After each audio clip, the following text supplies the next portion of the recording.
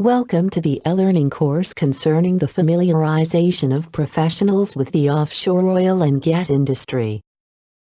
In the present video we will take you to an educational tour concerning the offshore oil and gas industry. During this e-learning course, significant information for the concept of blue growth, the economic overview, the required academic qualifications, the necessary technical skills and behavioral competences, and the potential job opportunities for a successful professional career in the offshore oil and gas industry will be presented. Special focus will be given to the Eastern Mediterranean and Black Sea region. 71% of the Earth's surface is water. It is a very high percentage, and it is imperative the need to further harness the oceans, seas and coasts in order to create jobs and value, always from a sustainable point of view. This is the blue growth concept we have been hearing about. The blue economy represents roughly 5.4 million jobs and generates a gross added value of almost 500 billion euros a year, while the output of the global ocean economy is estimated at 1.3 trillion euros today, and this could be more than double by 2030. The European Commission has since reiterated that Europe should not miss this opportunity. Our coasts and seas have the potential to deliver growth and jobs in the years to come. Ensuring sustainable blue growth in marine and maritime sectors, we need highly qualified and skilled professionals. For these reasons, 4 marine and maritime economic activities have been selected as of strategic importance in the Eastern Mediterranean and Black Sea region. These include both traditional as well as emerging industries in the region, namely maritime transport, cruise tourism, marine aquaculture, and offshore oil and gas. Maritime transportation includes operating vessels, shipbuilding and ship repair. Cruise tourism industry consists of cruise lines, travel agents, key suppliers and cruise line partners including ports. Marine aquaculture refers to the culturing of species that live in the ocean. We consider marine aquaculture that takes place in the ocean, that is in cages, on the seafloor, or suspended in the water column. Finally, offshore oil and gas industry refers to the development of oil fields and natural gas deposits under the ocean. The majority of oil and gas production in Europe takes place offshore. As a result, the European-funded Project Mentor is focused on these 4 main sectors.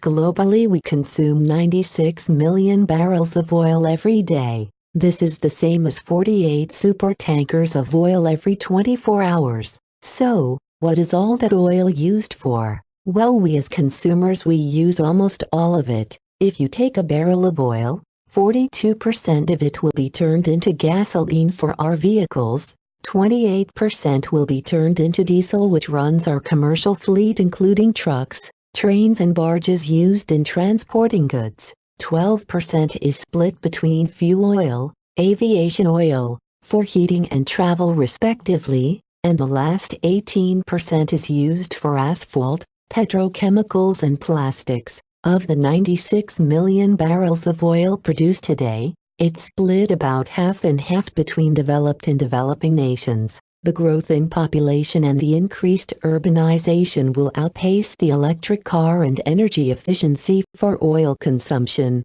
and as a result the global demand for oil will likely go up by another 18 million barrels per day until about 2040, where is expected to level out and start to decline.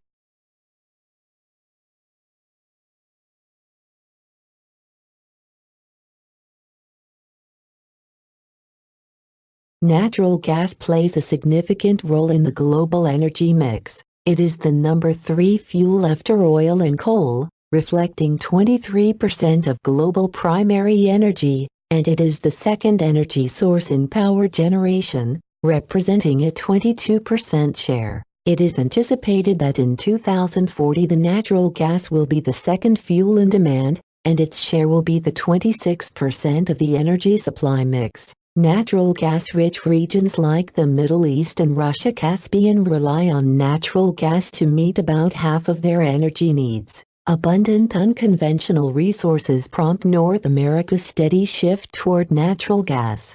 It plays also an important role in fueling economic growth in Asia, Africa and Latin America. As an abundant, versatile and cleaner-burning energy source, natural gas is increasingly a fuel of choice for homes, businesses and large-scale electricity generators. It supplies about a quarter of the energy for industry and electricity generation in 2040. Furthermore, residential and commercial users continue to rely on natural gas as a convenient, modern fuel for heating and cooking. Finally, natural gas is a small fraction of transportation demand, but sees strong growth in the commercial road and marine sectors.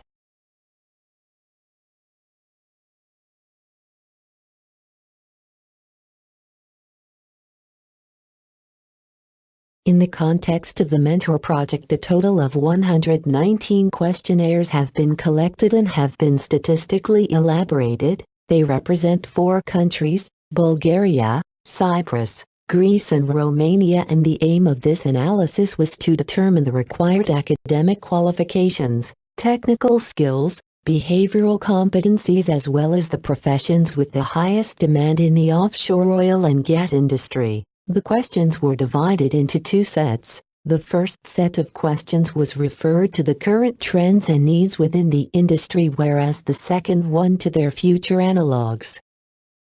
Academic qualifications are the degrees and diplomas that an individual has acquired, whether by full-time study, part-time study or private study, whether conferred in the home country or abroad, and whether conferred by public or private educational authorities. As far as the necessary academic qualifications is concerned, all gathered data regarding tertiary education were collected and grouped based on its relevance. As a result, 11 main categories of tertiary education degrees identified in the questionnaires, namely, naval architecture and marine engineering, civil engineering, mechanical engineering, computer science, economic studies, chemical engineering, environmental engineering, geology, human resources, medical studies, general academic qualifications, and other specialization courses or lower-ranking crew. These academic qualifications can be classified based on the proposed taxonomy by the International Standard Classification of Education. The International Standard Classification of Education 2011 has 9 levels of education, from Level 0 to Level 8.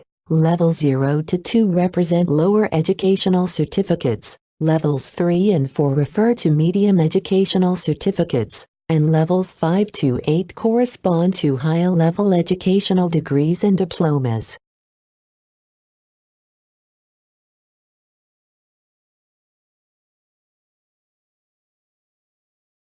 The statistical analysis was performed on 2 different levels. The first level was based on the results of the whole region for the offshore oil and gas industry. The second level of the analysis, all the available information can be distinguished between the 4 countries of interest: Bulgaria, Cyprus, Greece and Romania. An initial examination of the aggregated results of the region provides significant insight concerning the academic degrees with the highest demand. A degree in professional cooking is currently located in the first place with 20%. In the second spot can be found the degrees in computers electrical engineering with 17%. A degree in mechanical engineering is located in the third place with 12%. Finally, a degree in naval architecture and marine engineering is also in high demand in the offshore oil and gas industry with 10%.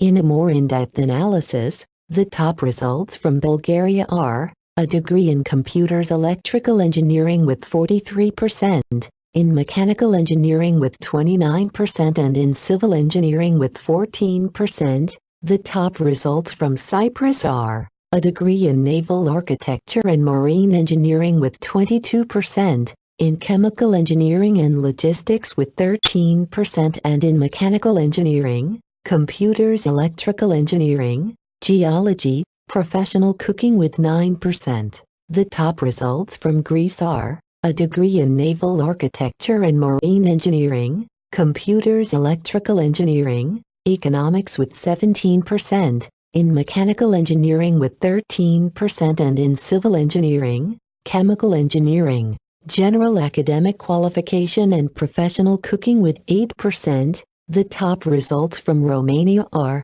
a degree in professional cooking with 43%. In maritime studies nautical sciences with 25% and in operational research statistics with 13%.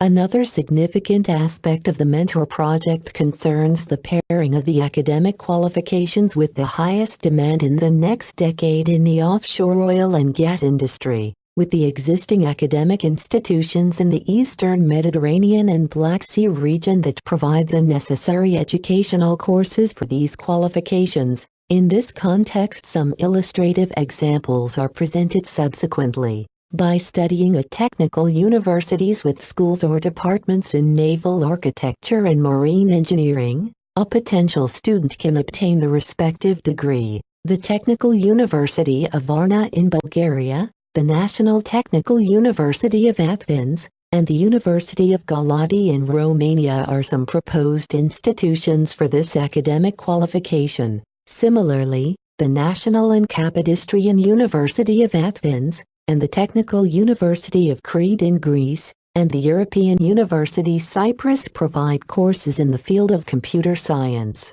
The duration of the studies varies between 3 and 5 years. A degree in civil engineering consists of one of the highest in-demand academic qualification. The Frederick University of Cyprus, the University of Thessaly in Greece, and the University of Architecture, Civil Engineering, and Geodesy in Bulgaria are some indicative institutions of the region for this qualification. In addition, based on the elaborated statistical analysis, a degree in economics is characterized as the second highest in demand qualification. A student who focuses on this field has a variety of institutions to choose from, for example the University of Piraeus, and the Athens University of Economics and Business in Greece and the University of Nicosia in Cyprus. Finally, the University of Technology in Cyprus, the Petroleum Gas University of Ploiesti in Romania,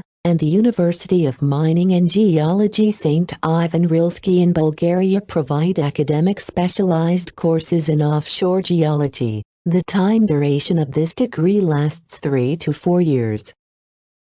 Technical skills are the abilities and knowledge needed to perform specific tasks. They are practical, and often relate to mechanical, IT, mathematical, or scientific tasks. Some examples include knowledge of programming languages, mechanical equipment, or tools. While technical skills are often most important for jobs related to information technology and other fields in the sciences, many other industries also want employees with at least some technical skills. Many of them require training and experience to master. 23 technical skills were identified as necessary in the upcoming decade for the offshore oil and gas industry, namely, auditing management systems, big data analytics, communications, diving, drilling, electrical and control, electronics, energy management, first aid medical care, hardware computer IT, hydraulics pneumatics, languages, machinery damage and repair, management systems, occupational health and safety, operating systems, project management, risk assessment, safety survival firefighting, technical design, technical writing reporting, training other, and welding materials non-destructive evaluation.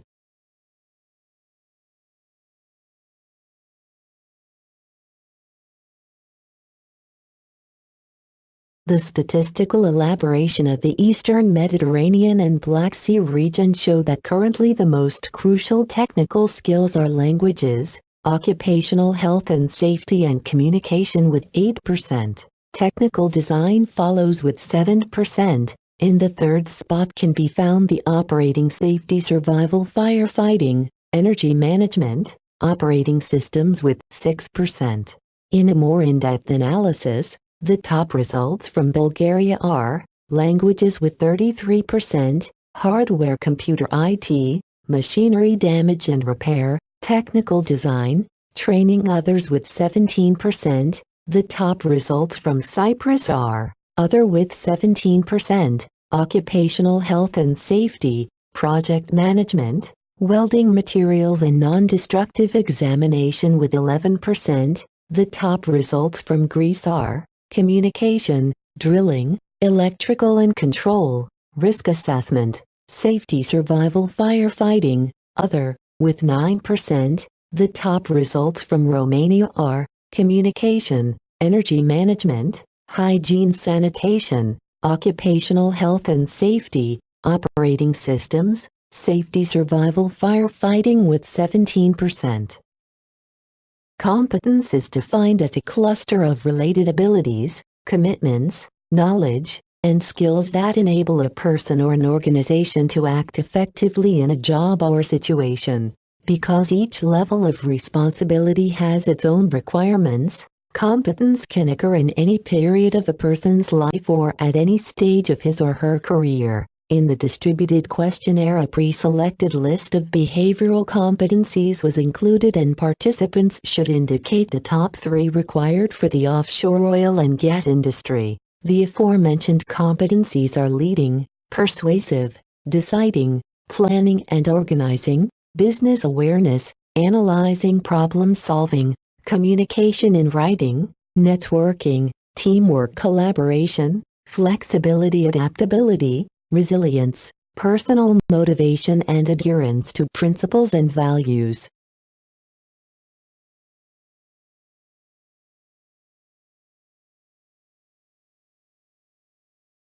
The statistical elaboration of the Eastern Mediterranean and Black Sea region show that currently the most crucial behavioral competence is planning and organizing with 11%, analyzing problem solving follows with 10%. In the third spot is found resilience with 9%, followed by flexibility, adaptability and personal motivation with 8%.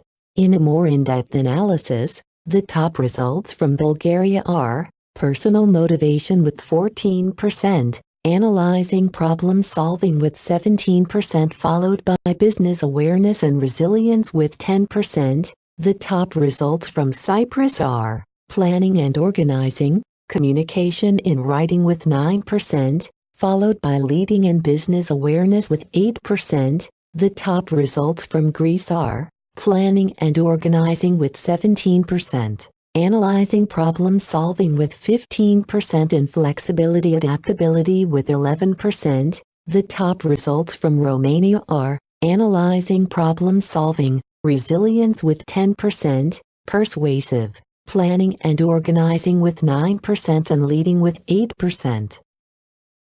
The offshore oil and gas exploration and production industry offers a wide range of occupations for both entry-level and experienced professionals. Offshore occupations can broadly be classified into 4 main categories that include exploration, design and construction, installation, and operations and management. In the context of the Mentor project, a wider profession categorization was implemented in order to analyze in depth the offshore professions with the highest demand in the next 10 years. Hence, 14 offshore profession categories were materialized, namely, high-level offshore personnel, medium-level offshore personnel, low-level offshore personnel, engineers, housekeeping personnel, logistic personnel, consultants, crane operators, onshore officers, lower-ranking deck crew, bridge officers, engine room officers,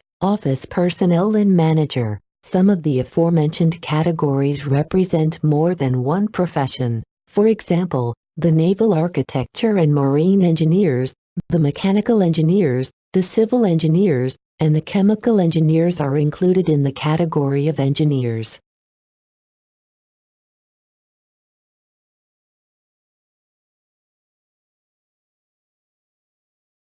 The statistical elaboration of the collected data provided significant insight with respect to the professions with the highest demand in the offshore oil and gas industry. The profession of the naval architect and marine engineer, mechanical engineer, civil engineer or chemical engineer is currently the most promising career selection with 31%. The bridge officers are in the second place with 9%. The mid-level offshore personnel are located in the third place with 8%, followed by the office personnel, technicians and high-level offshore personnel with 6%. The demand of the other profession categories varies between 1% and 4%.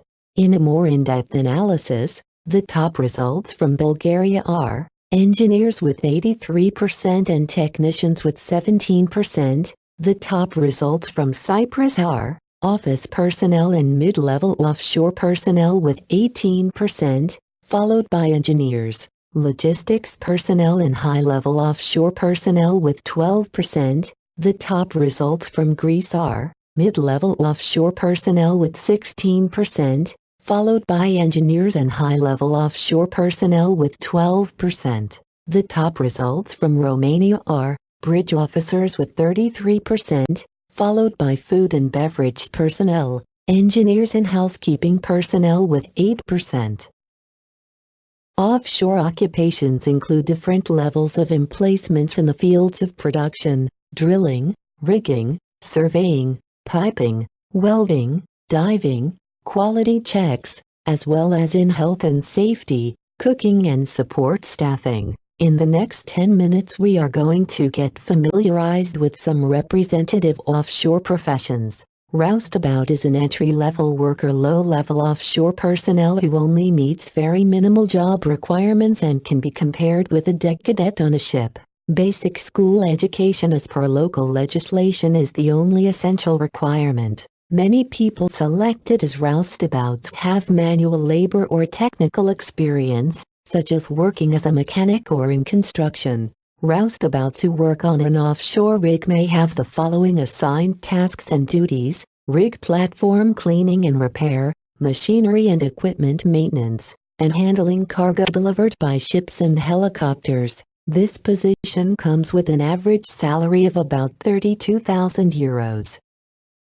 The driller is responsible for supervising and carrying out the drilling and well control and other work in connection with the drilling operations. He or she must ensure a safe operation of the drilling control system, pipe handling systems, mud circulating systems, and blowout prevention equipment in accordance with the requirements specified in the operating procedures. This position comes with an average annual salary of about €50,000. If you would have asked me 3.5 years ago what I would be doing, I would have never said oil and gas. I knew I wanted to do engineering. I love math, I love science. The ability to be in the field and to be hands-on was really important to me. Instead of going opposite directions, they'll be parallel. Oh, really? I've been with Shell for 3.5 years and I learned something new every day. I was given a rig within my first 3 months of working at Shell. Of course, I had my mentor there with me, and that really helped me feel comfortable in my work environment.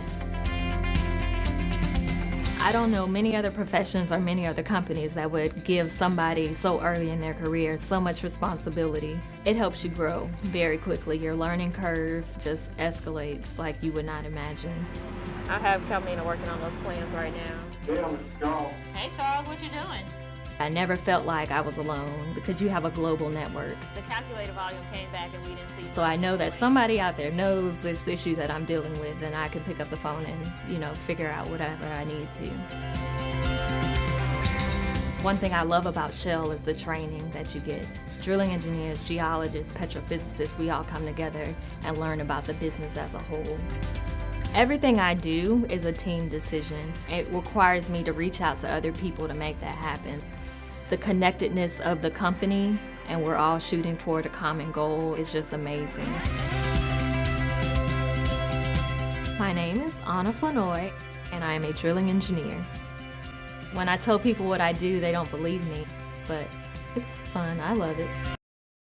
The crane operator is responsible for the daily operation and maintenance of the cranes, and in addition to this, manages the roustabouts. He or she supervises that all activities are carried out in accordance with the barge engineer or assistant barge engineer's instructions, and delivers essential on-the-job crew training within lifting and slinging. Furthermore, the crane operator functions as the helicopter landing officer in connection with helicopter operations. This position comes with an average annual salary of about €55,000.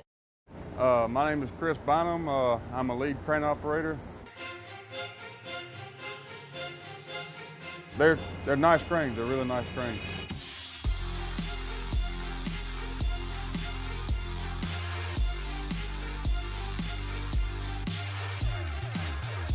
The nice thing about them is they're actually designed and built for offshore industry on these rigs. Chris Bynum is working on the ultra-deepwater drillship Maersk Viking in the Gulf of Mexico. The Maersk Viking is state-of-the-art within safety. For instance, this new concept for the cranes.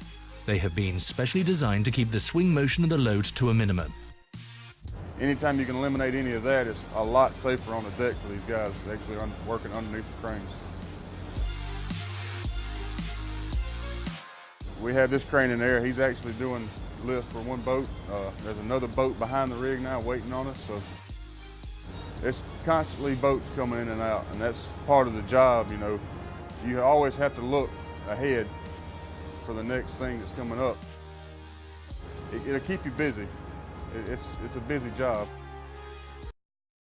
The dynamic position officer is responsible for the daily maintenance of the draft, trim, and stability of the floating units, for example semi-submersibles and drill ships. Furthermore, the DPO is responsible for keeping the global maritime distress and safety system, updating the radio logbook and testing the GMDSS equipment, as well as assisting the barge engineer and safety officer in the maintenance and updating of the rig's marine and safety equipment as required. Someone can typically start his or her career in the maritime industry, where he or she can obtain the required marine officer certificates, including experience with dynamic positioning. Once he or she has obtained the certificates, he or she can start a career in the offshore industry as dynamic positioning officer. This position comes with an average annual salary of about €85,000.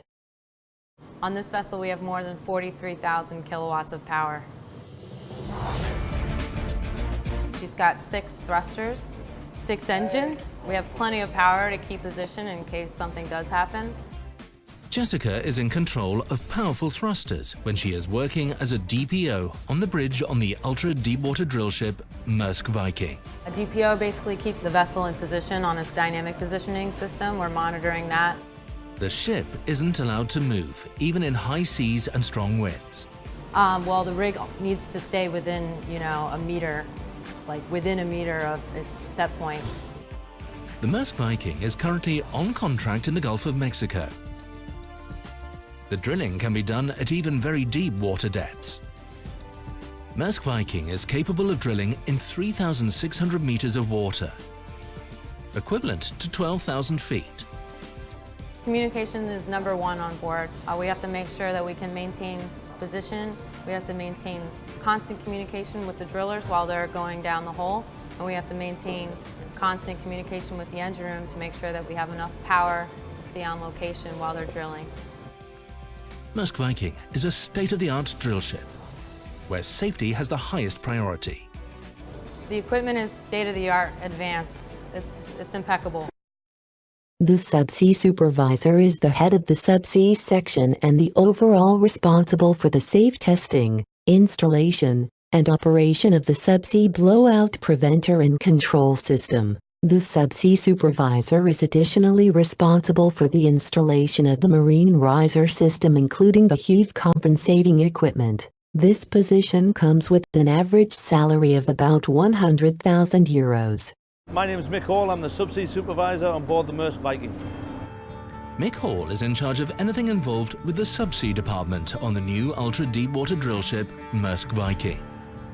At the moment we are rigging up to run the BOP for the first time. Mick has the overall responsibility for the safe testing, installation and operation of the subsea blowout preventer, the so-called BOP, and the control system. The importance of this job is very, very high.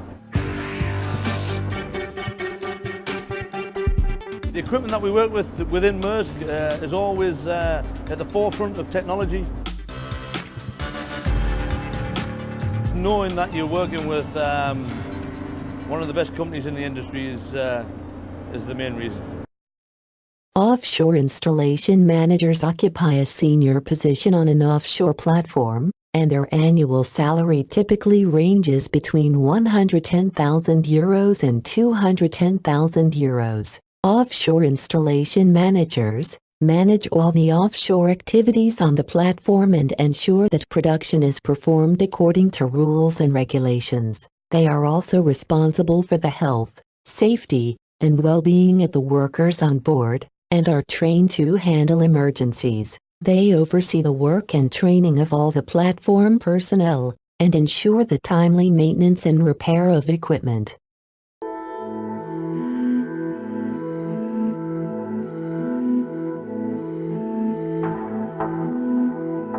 My name is Michael Jacobsen.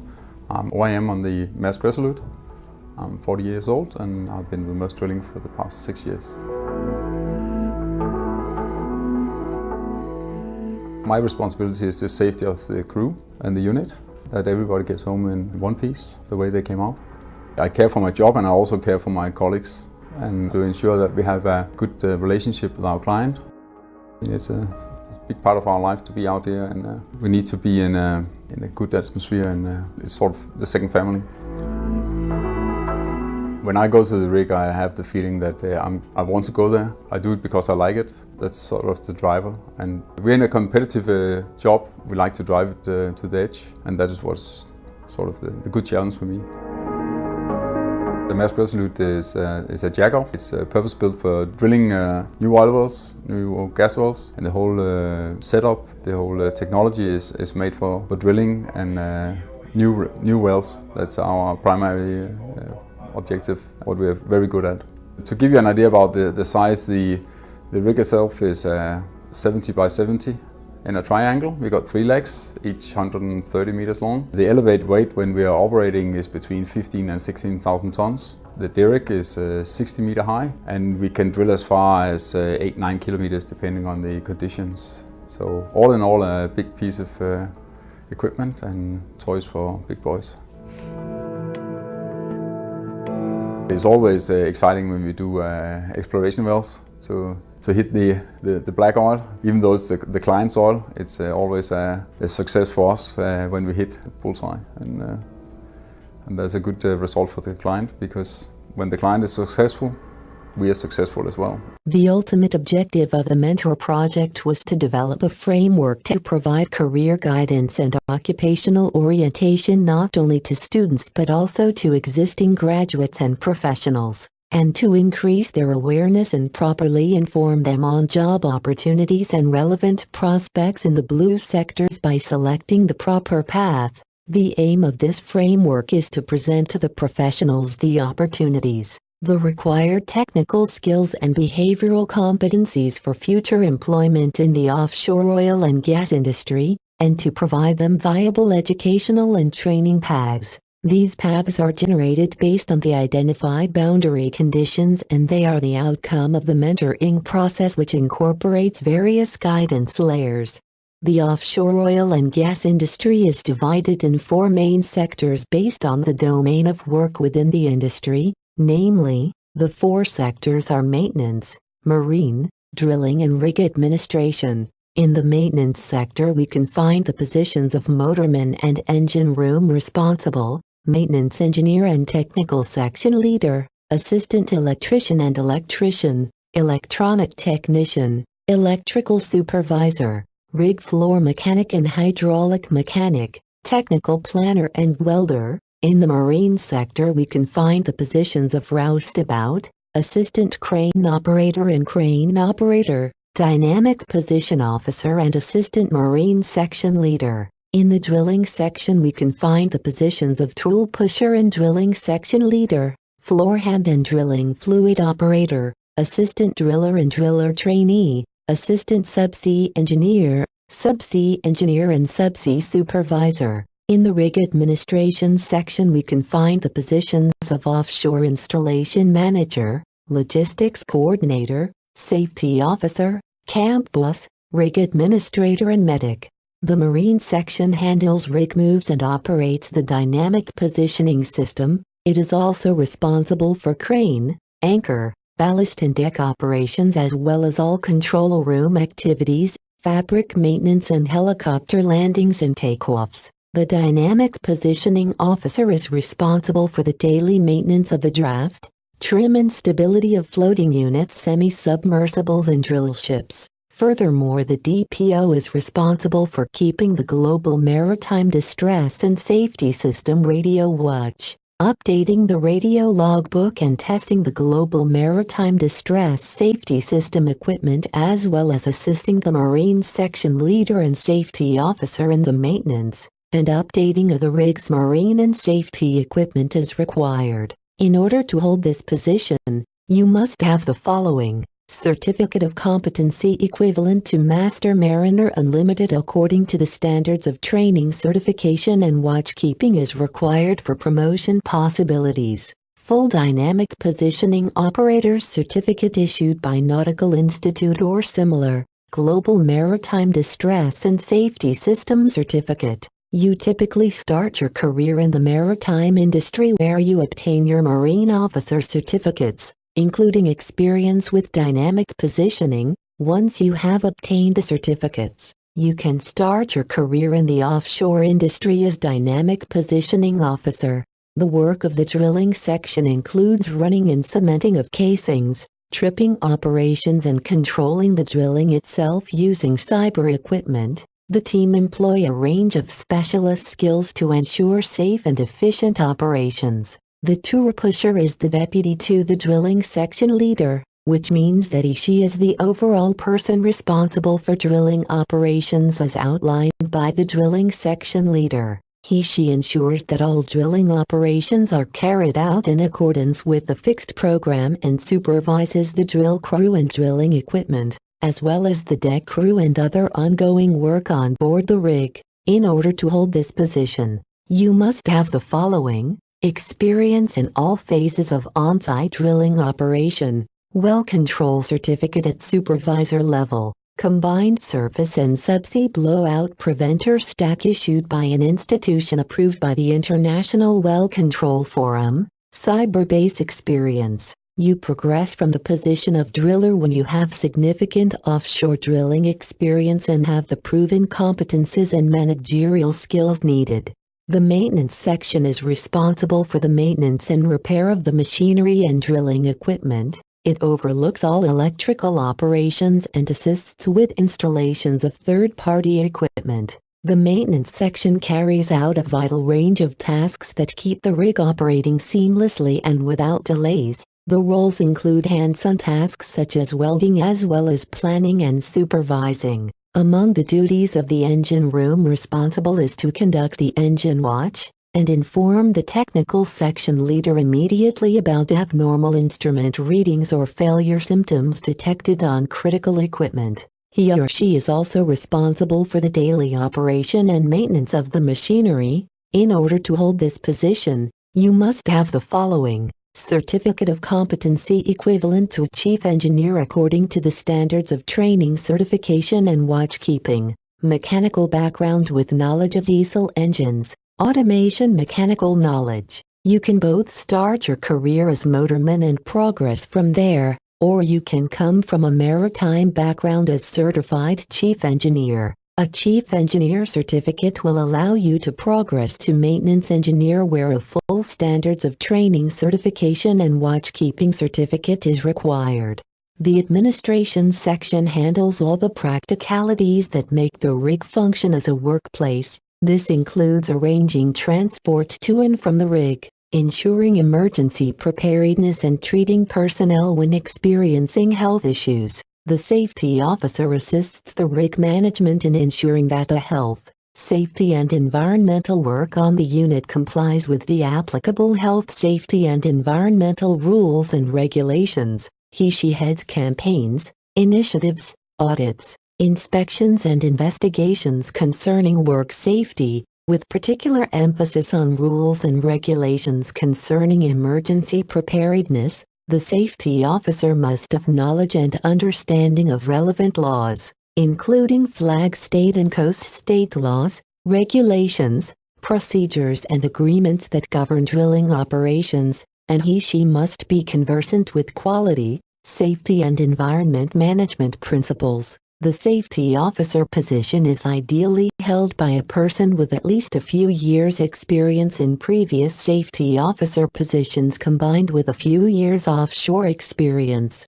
At this point, the e-learning module for the familiarization of professionals with the offshore oil and gas industry has come to an end.